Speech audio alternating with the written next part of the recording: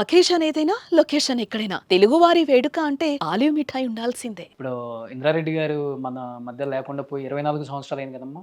Yeah! 24 ఇప్పటికి ఆయన photo దగ్గర కూర్చొని ఏ బాధ వచ్చినా చెప్పుకొని ఏడుస్తారు సబితమ్మ అని చెప్పేసి నేను విన్నాను. ఇంద్రారెడ్డి గారి దగ్గర చెప్తాను. నేను అమ్మవారిని బాగా నమ్ముతాను. దేవుడి గదిలో వెళ్ళి చెప్తాను. ప్రేమించి పెళ్లి చేసుకున్నారా? ఫస్ట్ ఎవరు ప్రపోజ్ చేశారమ్మా? అమ్మవారే. ఫస్ట్ ఆయన స్టూడెంట్ లీడర్గా ఉన్నప్పుడు యూనివర్సిటీ మన లా కాలేజ్కి ప్రెసిడెంట్గా ఉండేవాళ్ళు. సో ఆయన ఆలోచన ఏముండేదంటే లా కంప్లీట్ కాగానే రాజకీయాల్లోకి వచ్చేసేయాలని ఆలోచన. ఓకే. సో ఇంకొక ఆలోచన ఏముండేదంటే రాజకీయాలలో ఎవరి దగ్గర చేయి చాచకూడదు, తనకంతూ కొంత ఇన్కమ్ ఉండాలంటే ఏదో ఒక చిన్న బిజినెస్ ఉండాలి అని చెప్పేసి. ఓకే.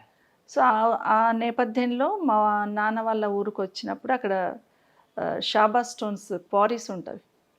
సో ఆ క్వారీస్ దగ్గర చూడడానికి వచ్చి అక్కడ మిషన్ ఏర్పాటు చేసి ఒక సిస్టమ్, ఒక బిజినెస్ స్టార్ట్ చేయడానికి అని వచ్చారు అక్కడ. ఓకే.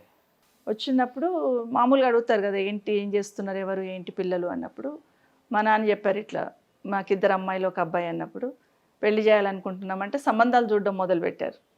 మా వారు కూడా నేను కూడా మంచి సంబంధం చూసుకొస్తానులే అని చెప్పారు. అప్పుడు నేను పరిచయం లేదు, నేను సిటీలో ఉండేది.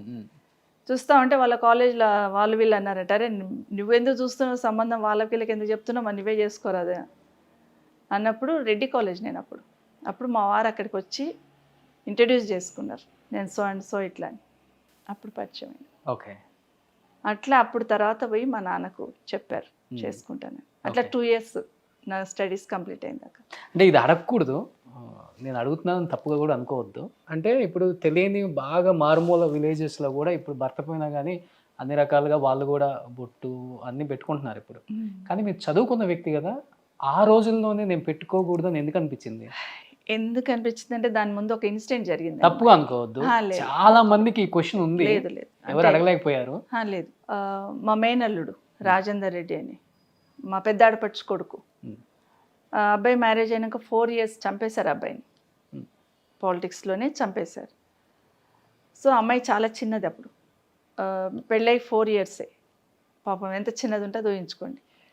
సో ఆ అమ్మాయికి ఫార్మాలిటీస్ చేస్తున్నప్పుడు బొట్టు పెడతామని ఆలోచిస్తున్న సందర్భంలో మా ఆడపడుచులు తర్జన పడ్డారు. పెట్టాలా వద్దా, పెట్టుకోనా వద్దా అని తర్జన పడుతున్న సందర్భంలో నన్ను పిలిచి అడిగారు, ఒక్కసారి తమ్ముడిని కూడా అడుగు అని. మా వారి దగ్గరికి వెళ్ళి అడిగాను. పాపం చిన్న వయసు అమ్మాయి, బొట్టు పెట్టాలా వద్దా అని అడుగుతున్నారు వదినమ్మ వాళ్ళని. అడిగితేను అంత పెద్ద మనిషే పోయిండు, వాడే పోయిండు, ప్రాణమే పోయింది, బొట్టు ఇంపార్టెంట్ అని అడిగారు. అంటే ఆయనకు చాలా అటాచ్మెంట్, వాళ్ళ మేనల్లుడు అంటే ప్రాణం. ఆ బాధలో ఏమన్నాడంటే వాడే పోయిన తర్వాత బొట్టు ఇంపార్టెంటా అన్నారు. సో అది నా మనసులో ఉండిపోయిందని. మళ్ళీ ఆ అమ్మాయి చూసినప్పుడు కూడా వాళ్ళ అల్లుని చూసుకొని వాళ్ళ అల్లుని తలుచుకొని బాధపడేవాడు మా ఆయన, అంటే అంత ప్రేమ ఉండేది. సో ఆ మాట అన్నారు కదా, సో నేను ఆయన ఆలోచన అట్లా ఉండింది కదా, అంత ప్రాణప్రదంగా ఉన్నాయన పోయినప్పుడే బొట్టేమి ఇంపార్టెంట్ అనే లెవెల్లో మాట్లాడి ఉన్నారు కదా. సో వేర్లు ఎంత బాగుంటుందో చెట్టు కూడా అంత బాగా పెరిగి అంత మంచి పండ్లు కాస్తాయి అన్నట్టు మీ కుటుంబం కూడా అలానేమ్మా. పిల్లలు అర్థం చేసుకునే వాళ్ళు, కోడళ్ళమ్మ, కోడలు ఎలాంటి వాళ్ళు వచ్చారు? మంచి కోడళ్ళు వచ్చారు. మంచి కోడళ్ళ అత్తయ్యని అర్థం చేసుకునే వాళ్ళు, చక్కగా కూతుళ్ళలాగా పనిచేస్తారు నాకు. సుమన్ టీవీలో మీ పర్సనల్ అండ్ బిజినెస్ ప్రమోషన్స్ కోసం కింది నెంబర్కి కాంటాక్ట్ చేయండి.